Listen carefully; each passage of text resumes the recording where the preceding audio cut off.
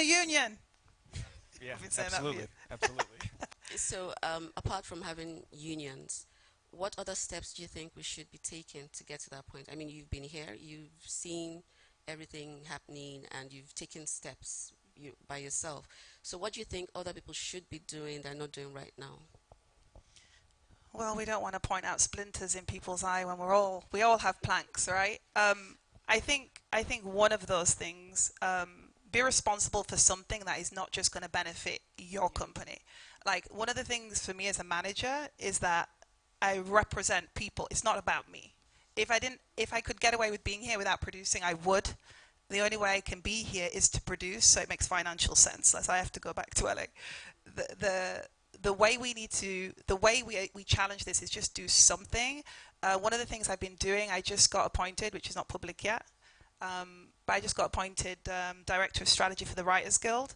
So I've been working here and with my contacts in LA to actually get people with infrastructure and knowledge and access to help us completely rejig that thing. And Yinka, the president, has been amazing. He's like, we want something new, but we've just done a whole rebrand of the logo. Like we're working on. It's like I've had to go backwards to do the work I've come here to do. And I think a lot of us as Westerners, we come in and we're like, oh, it's too much work, and then we step out. We're so money driven that we can't see the potential of a 10-year plan here. So we're just like, if it doesn't work, we're in and out. So I think it's for those people who are looking to do business coming in, which a lot of people approach me and ask me, how do I do a co-pro here? There's a line of them, guys. I can't mic check. I can't wait till I can actually talk about some of these co-pros, but I can't talk about them because there's some things we're still not ready for here, and it comes from some of our unions. It comes from, and let's just be real here, being consistent with the way we do business. Like, if I email you, email me. Things are crazy. Someone will get back to you in the next week or two. People just ghost you here. And I had a massive opportunity with someone from LA who wanted to come in here.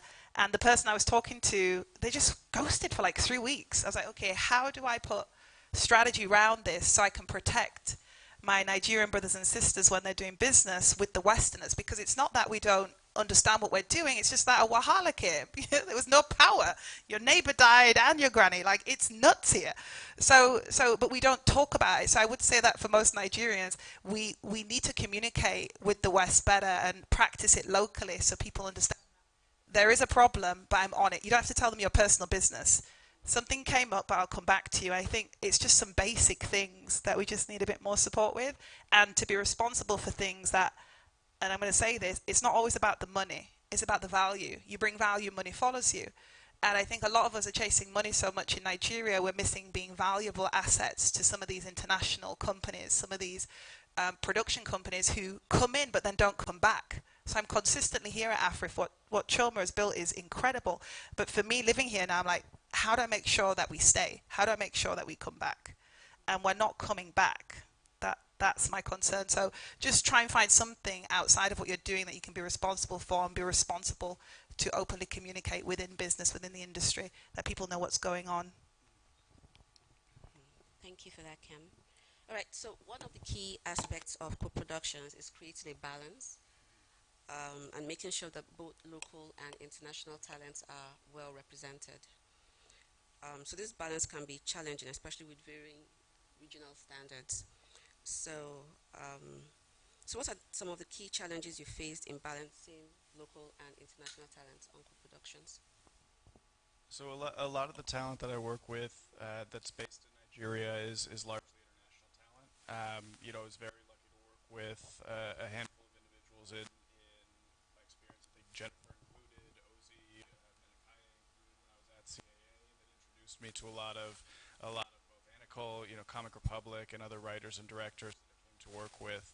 Um, you know, I come in large part, or I came in very early in my career as an entertainment attorney, and so working in large part on the logistical side of a lot of these projects coming together, and so making sure that the right guardrails were in place, making sure that the right approvals were in place, to make sure that the companies that I was working with internationally didn't get effectively subsumed by a lot of the larger parties that were stateside.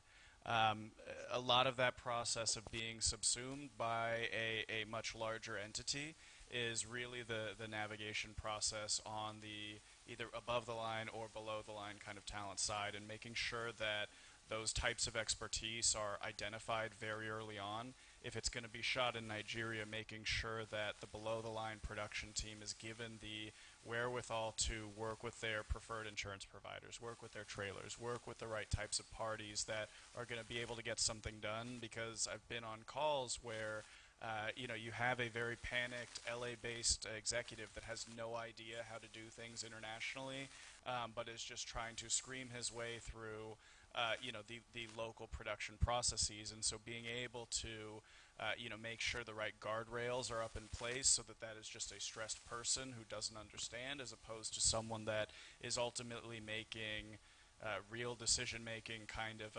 choices on a production that can affect the quality, that can affect the parties that are trying to do this day to day. And then on the creative side, in terms of storytelling, if it is a Nigerian story, making sure that the person that's telling that story and really driving the creative and driving the narrative is a Nigerian voice, because in a lot of cases, if you have a either large studio or large production company with a major U.S. based auspice, they will have ideas as to how they want a story to be told, how something is going to sell in the U.S. But if to its core it's something that's Nigerian, it needs to have the right types of approvals over very specific story elements, so that it doesn't become something that isn't reflective of the people that are actually making it. And so, that kind of thesis, I think, becomes incredibly important throughout every step of that process, whether it's the below the line production, a lot of the team that's making things, or the creative that you end up seeing on screen. Because when it falls out of whack, it's something that you feel throughout the process, and either creates a lot of stress or creates something that's very inauthentic when it ultimately reaches the screen and the audience. You can clap. I know you're tired. It's Nigeria. They're like, listen, if I had energy, I'd do something for myself. I'm not going to clap. But we're happy, Andrew, what you're saying. Aren't we happy, guys? We're happy on the inside. We've got stuff to do. We're tired. Oh, I had sorry, to learn guys. that for a year, that we don't not clap because we don't appreciate. We don't clap because we're absorbing and we're learning, and we're conserving that energy for a wahala later. Wahala. That's why I learned living here. See, now you know I'm Nigerian now. So, as a producer, how do you ensure that below the line talents are equitably represented and compensated? Equitably represented. Well, see, he answered it great as well internationally, but coming from Nigeria, it's been a battle for me. I think when you're coming to change something, you have to bring change gently. So, dealing with other production companies with talent, it's like there's a fight of how much that budget is for that particular talent, and until people understand the full value, they're always going to talk it down. For me, I sometimes quietly go, Kem, remember why you're doing this. It's for the long-term plan. Because sometimes, guys, the rates are so insulting, so insulting. And I want to encourage you, for when they are insulting, they're insulting because they don't understand, but there's an international market that is trying to understand, but the people in between are not the right people. So as those people change, I think better deals will happen, and the rates will be better.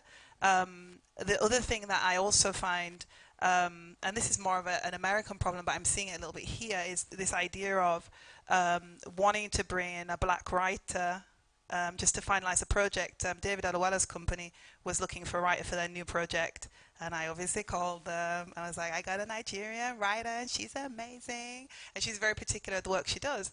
And I came into the same issues. Are they in the guild? I was like, oh gosh, you're doing a Nigerian story, you're in Nigeria now. Studios who say this is what we want to ensure that we've got this standard that we know, but we also have a different thing that we know here. And I think when you collaborate right, you get both worlds. Because they're from a different place. A director who has a lens of viewing the world doesn't become less valuable because they're from a different place.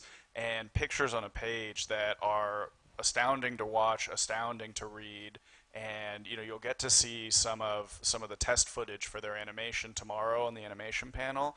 but it looks incredible for any territory that you're viewing. And so there isn't a price that's associated with being from a certain country. And I think that's something that in the negotiation process, in the messaging, both